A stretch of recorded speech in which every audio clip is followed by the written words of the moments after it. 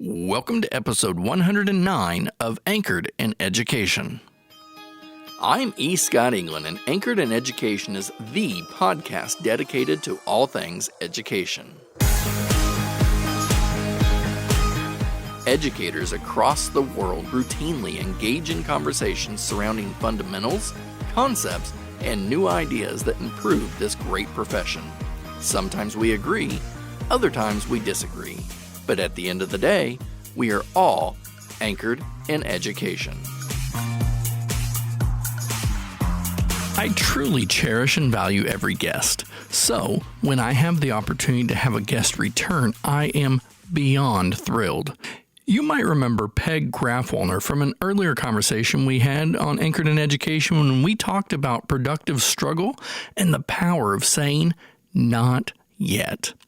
Peg joins Anchored in Education again today, now to talk about how we can clear the path for developing learners while promoting essential literacy skills. In fact, that's pretty much the name of her new book that was released just this month.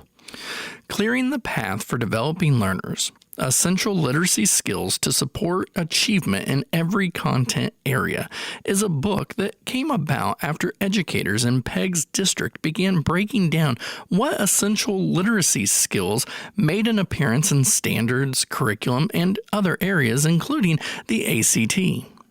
While I'll let her talk more about these 7 essential skills, I will say that Peg was recently a guest speaker for my Curriculum and Instructional Leadership course discussing these very skills.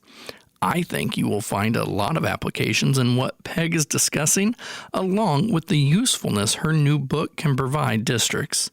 Peg, welcome back to Anchored in Education today.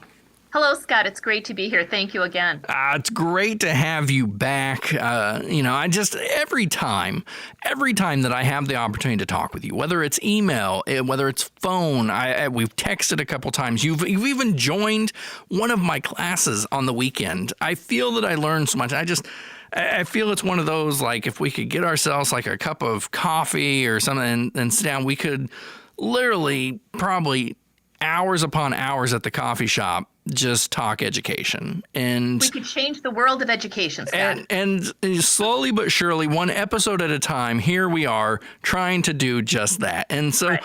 for those that have not had the opportunity to meet Peg, I encourage them to go back to the first time we came together and talking about the productive struggle and the not yet. And they'll find out how you became anchored in education. But for today, we're going to jump right into it, if that's all right with you. That's great. So you say you used to cringe when you heard someone say every teacher must be a teacher of literacy. Now, as your own knowledge and experience in education expanded, so did your outlook and your acceptance of this statement. It also led to this new book that's coming out, and this is exciting. It's like coming out later this week or early next week. So, but we'll get to that. But it led to an interesting history that then led to its development. So let's open today's Anchored in Education conversation, talking more about how essential literacy skills are important across all content areas. Well, thank you, Scott. Not only did I used to cringe, I actually felt I had a visceral reaction. I earned a certification that gave me the title of reading specialist. And as a specialist, in truth, I felt demeaned, I guess, when other teachers would be so cavalier as to assume that they too could be teachers of literacy without the background I had. Right. So how's that for sounding arrogant right off the bat? Yeah, well, I mean, I think it sounds fine because you're going to tell me how it shifted now too. Well, that's just it. After years, you have that growth mindset, you reflect. And in developing that, I now believe that every teacher wholeheartedly must be a teacher of literacy within their content area. After all, let's face it, subject areas have very specific literacy requirements. Therefore, teachers have to be experts of literacy so their students can be successful. There are 7 essential literacy skills, and I know we'll get to that shortly, but let me just jump in. Yeah. There are 7 essential literacy skills. Main idea and detail, summary, vocabulary, inference, cause and effect, compare and contrast, and delineate and evaluate arguments. Now, we know that those 7 skills are necessary on standardized tests because we've seen them. Yes. And we know they're necessary in the classroom, but they're also necessary in real life. Think about it. When you read any document, it could be a mortgage contract. You are looking for the gist. You're looking for the main idea. You're looking for the point. How much is it going to cost me? Think about when you go to see a movie. What's the first thing someone asks you? Ooh, tell me about it. Did you like it? And you give a summary. Yeah. But when we think about these 7 essential literacy skills and their value, every teacher must teach those skills within their content area. So yes, I am proud to say I have grown. And the thing is, though, you said it, 2 words: growth mindset. And we can, any conversation that we have, it can come back around to that. And if we want to truly be effective in what we're doing, a growth mindset's so important because we're seeing education constantly evolve. And I know that you've seen it not only in the essential literacy skills, but in technology and, even the different approaches of, the pedagogical approaches, like things shift over times. So, so important. And so let's, one more time, I'm going to go over the essential literacy skills. I'm going to say them, you're saying them, because we want to make sure that people understand what the 7, right? 7, I got that right? Yes. Okay. I had a brief moment. I thought, oh no, is it 7? But it's main idea.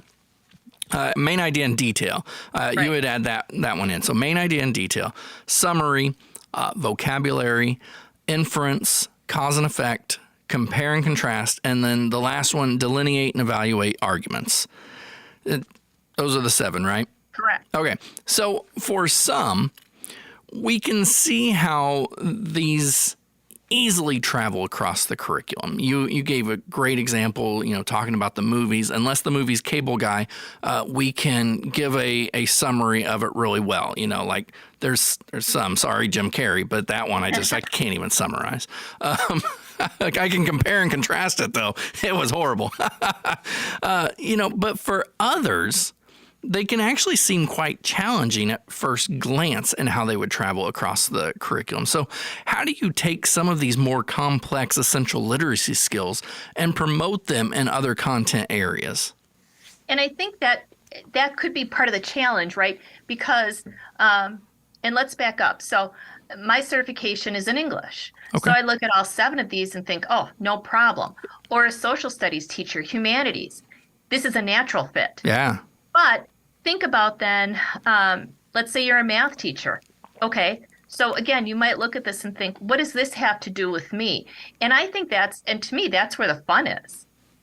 What does it have to do with you? Well, everything. So first of all, with a math teacher, let's start with the basics of vocabulary.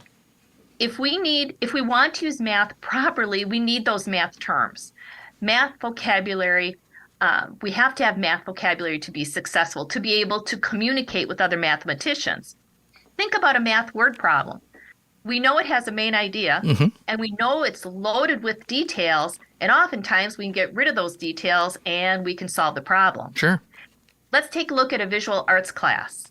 How might compare and contrast be taught in the visual arts? Well, ask the students to choose 2 artists from differing periods. Maybe to compare and contrast an artist from the neoclassical period and an artist from the romantic period. Or how about comparing and contrasting the art of Andy Warhol and the art of Chuck Close? So it's one of those things where I think when we really start thinking about these skills, we can indeed embed them without having to redo a lesson. Let me give you another one. Yeah. How could you use delineate and evaluate arguments in a health class? Okay, so let's start with maybe encouraging students to research the advantages and disadvantages of social media. Choose one. So you're a student in my class, and I'm going to ask you, Scott, to choose Facebook, Snapchat, or Instagram. Which one do you want? You want me to choose? I'll choose Instagram. Sure. Okay, Instagram. So I'm going to have you research. I'm going to have you give me the advantages and disadvantages of Instagram. Okay. Then I'm going to have you share that research with your peers, and I'm going to have them evaluate your argument. In other words, have you changed anybody's mind now that, ooh, I'm jumping off of Facebook and I'm going on Instagram? So it's again that kind of thing. And I think what's really important here is to be explicit. Okay. Explain to students, hey, today we are going to learn inference. Define inference, offer examples that make sense. Give students a chance to find inference in the work they are already doing. There's no reason, and this I think is really important, there is no reason to create content for the skills. Your content is already the vehicle for the skill. So think of what you've got planned. Think of the lesson you're ready to teach. What skill can we embed in that lesson? And this is where I want the book to be an asset, a resource, a help. I don't want a teacher to look at and think, oh my, okay, I know my standard, the standard academic standard is, let's say, main idea. Okay, now I've got to create a lesson around main idea. No, look at the lesson you've already done. How can we embed that in there? The last thing you want to do is create one more thing. Teachers don't have time. Yeah, so teachers don't have time, but I want to back up just for a second because, clearly you are invested in this, Peg, and clearly you have, back to that growth mindset. You understand the importance of these essential skills traveling over the curriculum. But you mentioned visual arts, and I know that I have an art teacher out there. I'm hoping my sister teaches art. I'm hoping she listens to the podcast. But I'm sure there are teachers like her thinking that I'm an art teacher. I'm not a teacher of essential literacy skills, and so but here's where I interrupt. We all are. Yes. So how do you help those teachers? Because I know that you have worked with teachers, and I usually use phys ed as my example. But how do you help these teachers understand that, yes, in fact, they are, and we can easily embed these, like you said, without changing lesson plans. But how do you help them grow their mindset? As an instructional coach, I would always ask a teacher, first of all, if I can come into the classroom, observe what they're teaching. And as I get to see that lesson, then I come back and say, hey, what do you think if we would embed one of the skills? So it was never an add-on. It was always, let me help you embed. And in this book, what I really like about it, what I wanted to be was, let's take the visual arts teacher. I wanted the teacher to be able to look at the book, thumb through it, and say, "Ooh, I like that reproducible." Or I've noticed that I need to have my students write more, because let's face it, writing is not just in English. It is across all content areas. I need my students to write more. Hey, I could have them do this assignment and use the skill of compare and contrast. So I want the book to be one of those things as a resource. You can open it up, look for the skill, and what's really important to me, the book has lesson plans in it. Yes. And that's really critical because, again, take the lesson plan, use it, but also use it as inspiration. Yeah. So I really, I don't want teachers to be afraid of embedding literacy. How can I make it as easy as possible for you? And I think this book really does that. No, I think it does too. And I want to talk about something I noticed in the book, but I want to one more time. I know I said it in my opening, but I want to say it now. The book is clearing the path for developing learners essential literacy skills to support achievement in every content area. So I know I said it in the opening, but now we're going to dive into the book. And so I want to make sure that listeners have the title, but here's what I noticed. That at the start of the book, you don't jump right into the essential skills, but rather you prepare educators with a roadmap to teaching essential skills. And these include prioritizing essential skills, the classroom culture, unpacking the standards, and the appropriate instructional strategies. So can you speak to us for a moment on why these are crucial first steps? What's so great too is the fact that kind of makes me laugh as I'm listening to you, because by the time we get to the essential skills, that's really part 2 of the book. Yes, it is. It starts in like chapter 5. Right. The first part really sets the stage. We need those first steps to create a classroom culture. Can you imagine walking into a classroom the first day of school, and you say to your students, I'm going to teach you the 7 essential literacy skills you'll need to be successful. You have to set the stage. Yeah. We have to create a classroom culture that realizes learning is a process, and we can't say that enough, especially now where social media provides instant gratification on everything. When you say to a student, you need to revise, they actually get nervous now. You mean that first draft, or that what I handed you wasn't enough? Right.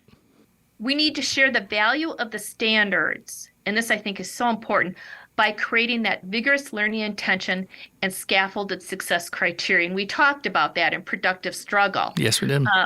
And we need to create instructional strategies that are real, relevant, and relatable. And let me give you an example of what I mean. So stay with me here. Yeah. As an example, in the book, I share a social justice lesson plan focusing on the skill of cause and effect. So last August, there was an 8th grade social studies class who decided to clear the name of Elizabeth Johnson. Now, I would imagine to the majority of your listeners, Elizabeth Johnson doesn't ring a bell.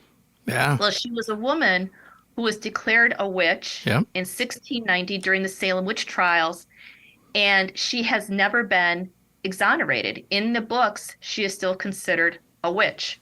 So the class did their research, they did their due diligence, they petitioned the Massachusetts legislature, who then exonerated Elizabeth Johnson. She was the last remaining person in the Salem witch trials to be exonerated. Now, think about that for a second. That is something real, it's relevant, and relatable. So here you have a group of students that have been taught through this lesson the value of social justice, the value of never giving up, the value of, again, clearing one's name. And they did it through cause and effect. And I can guarantee you that was embedded in the lesson. Yeah. That the teacher didn't just create, I shouldn't say just, didn't create the whole lesson around that skill, but rather, hey, we're going to do this social justice issue and we're going to do it like this. So that's why I said I encourage teachers to think about the lessons that they already plan and how can they embed those skills in there. So again, we create that classroom culture. We're all in this together. We share those skills with our students. We define them. We're explicit in our teaching. And we teach these skills one at a time. And that I think is very important as well. We cannot just rush through them, or, the classic when you say to students, now does everybody get it? And they give you a thumbs up. Right. Have you ever realized that students do that because they don't want to be the one with the thumbs down? Yeah. So you bet I get it when I have no idea what inference means.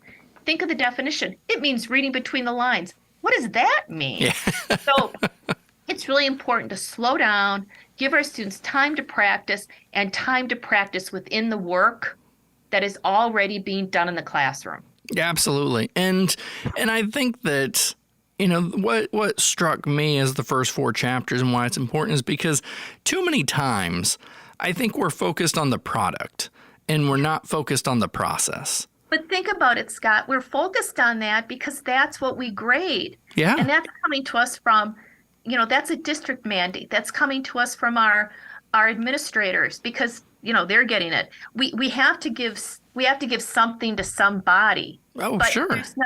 There's not enough talk about the process of getting there. So I agree with you. Yeah, and I think, for our listeners today, and we're gonna move into chapters 5 through 11, which those are the essential skills. But I just, I think it's so crucial that we talk about process and to get to the product, because I think we find out that if we do our due diligence with, the process, which include the prioritizing the skills, the classroom culture, the unpacking the standards, the appropriate instructional strategies, if we make that part of our process, I think we'll be quite amazed at what our product is, versus just jumping in and being like, well, I knew this wouldn't work, because I can hear some saying that.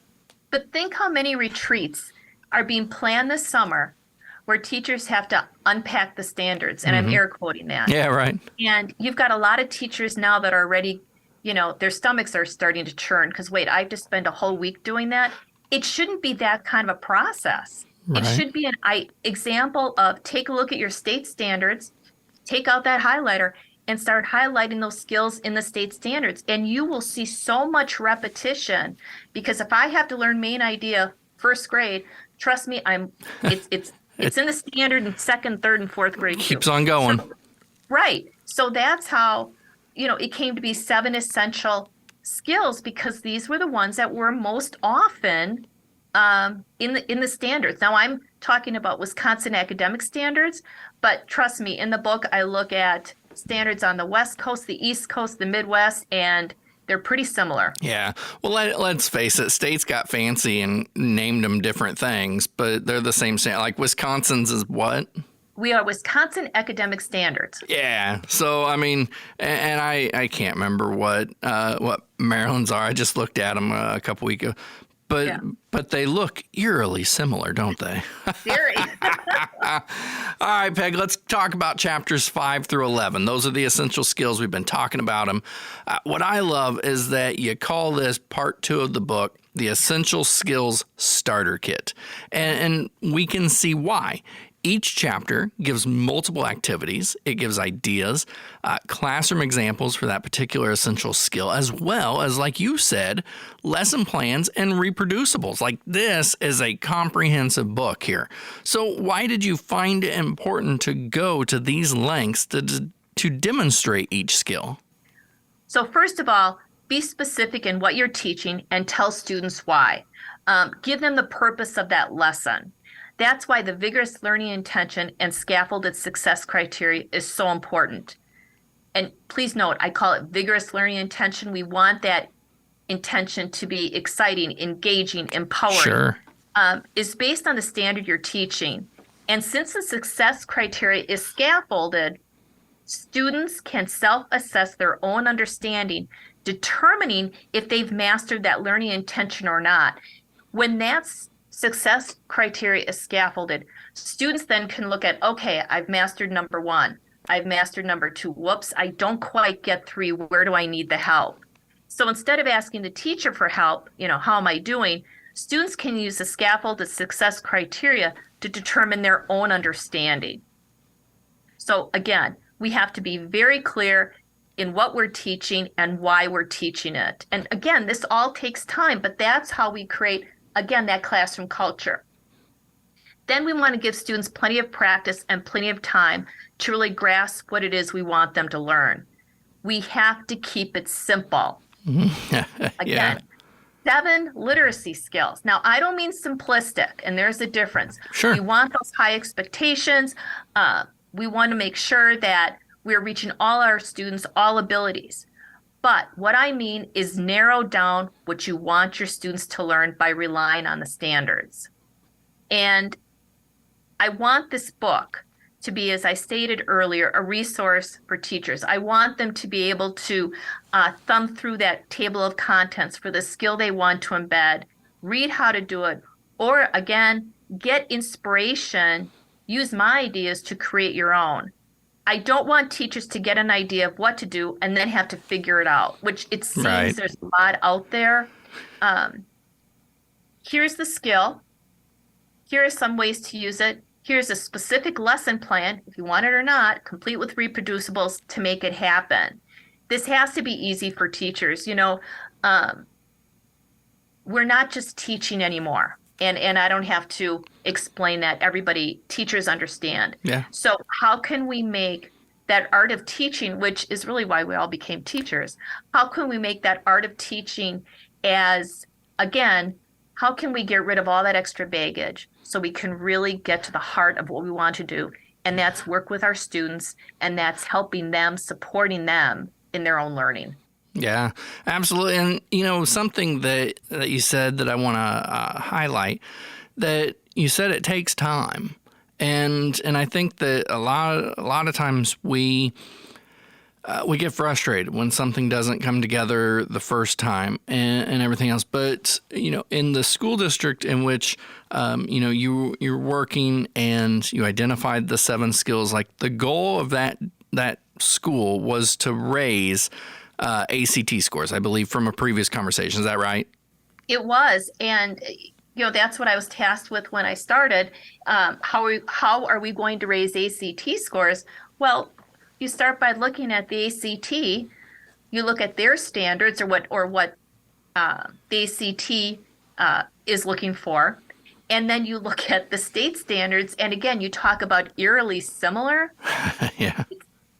How do you think we got our state standards except from places like the ACT? And it produced 7 essential skills. I mean, that's where it came from. And I think in a previous conversation, you told me that it was like, 7 years. For some reason, it's sticking out. 7 years but you stuck with it. And at that 7-year mark, like you saw what I would call a significant bump in the average ACT score within your school.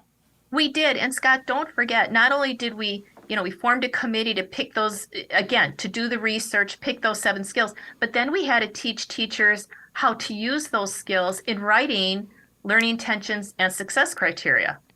And we had to use that language then when sharing it with students, defining it with students, and giving all of us the time we needed to do what we needed to do. Yeah. And I think if we, like I said, narrowing it down to 7 just makes a whole lot of sense. I like it. Anything more than that, just we all become wonky. 7's a good number, and I do like that. The lesson plans, the reproducibles, because you're right. I've read a lot of books and continue to read a lot of books, and so many of them have great ideas, but they don't give me the relevant examples or the tools or the strategies. And so I appreciate you putting that in there. And I know Solution Tree, the publisher, we ought to give them a shout out for supporting you and keeping that in their book, in your book, that because to me, it is a big deal. And if you're going to start, moving into this way, what a great thing to have an initial support such as this with you. Well, and the other thing I think is important too is in creating these lesson plans, I could have used every single example from an English class, and I didn't. Right. And that was on purpose. There's an example from a health class, science class, visual arts, phy ed. I mean, it's all in there. All of us now are responsible. Yeah. It's not just the job of English, social studies, like I said earlier, the humanities. We're all in it together. It gives meaning to the phrase, it takes a village. Yeah, absolutely. Peg, before we go, in my opinion, this book is the perfect example of how we are all in this together. What a great segue, right? It takes a village when it comes to educating students. So while we may be content experts in our own area, you have effectively demonstrated how the essential literacy skills are found in all the content areas as well, as you just mentioned. So what advice can you give teachers, instructional coaches, and administrators? Because let's just face it. If we're making a shift like this, we need our administrators to back us as well and to understand. So, what advice can you give to that whole group on how they can begin taking their first steps toward clearing the path? And I'm so glad that you did name that group, and let's add paraprofessionals, right? Yes. Let's add those instructional aides. Anybody that works with children, anybody in education that works with children. Without sounding arrogant, get rid of what you don't need. Yeah. What is absolutely necessary for your kids to know and be able to do, and what is absolutely necessary should be coming from your state standards. A lot of what we're teaching, and we know this, a lot of what we're teaching is very easy for them to find. It is. All you have to do is type it into Google now. Yeah, super easy. And we have AI chat out there now who will revolutionize teaching, I'm sure, in ways we can't even understand right now. 100%. We want to teach our kids how to think, how to be worthwhile and purposeful consumers of information and ideas. We want to give them the skills to navigate through their learning. By clearing the path, we're giving them those essential literacy skills they need to be successful in the classroom and, as stated earlier, beyond. We know our focus is the classroom, but we're setting our students up for success 10, 15, 20 years from now. So as far as the first steps, take a look at what you absolutely need to teach your students and ask yourself, is this really it? Because again, I think there's a lot that we can get rid of, and we can narrow it down to 7 essential skills. Absolutely. Yeah, and the book is Clearing the Path for Developing Learners, Essential Literacy Skills to Support Achievement in Every Content Area. Peg, the book's coming out soon from Solution Tree, and I can tell listeners that, check in, because more than likely you're coming to a state near them too. I know that you do a lot of traveling and working with various states and organizations to get this message out. So, we're happy to do our part here on Anchored in Education, and we're just so glad that you came back to join us once again. Thank you, Scott. My pleasure, and I'm sure I'll be seeing you shortly. I hope so. Now, you can read more about Peg on today's episode page. Simply head over to my website, escottengland.com, and click on the podcast tab at the top. I'll also put a link on there to Peg's social media, as well as a link for you to pick up her new book. And don't forget, like I haven't reminded you 100 times before, please subscribe to Anchored in Education on whatever platform you get your podcasts. And if you got just a few minutes and you would rate it and maybe leave a comment and recommend it to a friend or promote it on your social media, hey, I would appreciate that as well. Peg's new book is definitely a thought-provoking read, but that isn't the sole reason for having her on. I mean, after all, many new books are released each month. So, how do I make the determination of a guest that provides valuable insight for my Anchored in Education listeners? By judging if I learn something new with each visit and if my thinking is challenged. I can remember back to around 10 years ago at a family gathering. I was talking to my sister, who is an art teacher. She was telling me about her school mandating she pause art lessons to teach math and reading. Now, she was upset because it had the appearance that her curriculum was unimportant to the administrators in her school. Now, I agreed with her then, and I agree with her now in terms of that is what it looked like her school was saying. I'm wondering now how things would have looked if her school had said, here are some essential skills students will experience on the ACT and SAT. We would like for you to incorporate these into your teaching. No significant changes to her curriculum or lessons, just making those cross-curricular connections. And if my sister was unsure, then the district could have provided an instructional coach to help out. Educating the whole child is a group effort. We cannot send messages that our arts and fine arts are less important. Rather, we need to spend quality time with all staff to recognize the importance of essential skills and how these regularly pop up within our teaching. Peg would not only agree, she would show the data from her school that demonstrates students are not only more well-rounded in all areas, but they have the test scores to prove it. I think many times we allow silos to get too built up, preventing true collaboration from happening. Every adult walking through that door plays a significant role in developing children. We need to recognize the talents of staff while preserving the foundational skills that inform each subject. I think you'll see amazing results if you implement this as well. And remember, at the end of the day, we are all anchored in education.